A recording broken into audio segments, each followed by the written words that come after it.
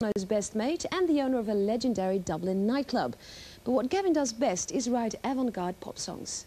Hush, dear, the night is always young, there's no day here. In Shag Tobacco, I delve into some of the darkest material I've ever recorded, and also some of the most commercial material and up material I've ever done. But that's all I try to do, is create a world. And in our worlds, they're light and dark. I mean, we're not always sad, sometimes we're happy.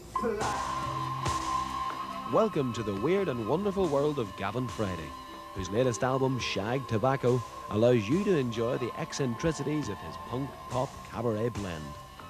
So I'm taking sort of a lot of musical reference points from before the 50s, but like it is 1995, so we are taking sort of the idiom of cabaret and vaudeville, and we're science fiction it. And what I mean by that is like we're using technology, samplers, sequencers, and we're sort of like bringing musical influences from the past and trying to push them into the 21st century. King of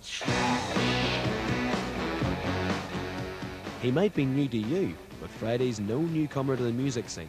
He was the front man with the outrageous punk outfit The Virgin Prunes in his hometown of Dublin. The Virgin Prunes were beautifully out of sync with reality, and I'm very proud of everything they did. But I'm now a little older. I'm a 35-year-old man, and I suppose I've become a little more articulate as a musician, where the Virgin Prunes were very much a primal scream thing, you know.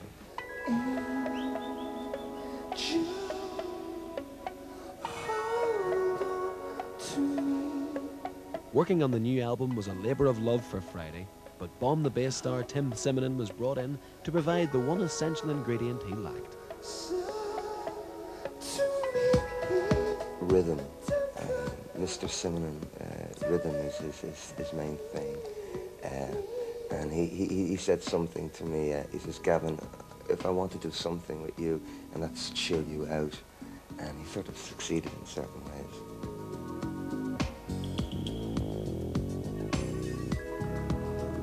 A very chilled out track is Angel, the first single from the new album. It tells a touching tale that most of us can identify with. Everyone's been there, done that. It's like being alone in bed one night and you just go, I wish somebody was with me, just to hold on to me, make me feel special, make me feel not alone, like a guardian angel. There's nothing big and extraordinary about that. That's quite ordinary.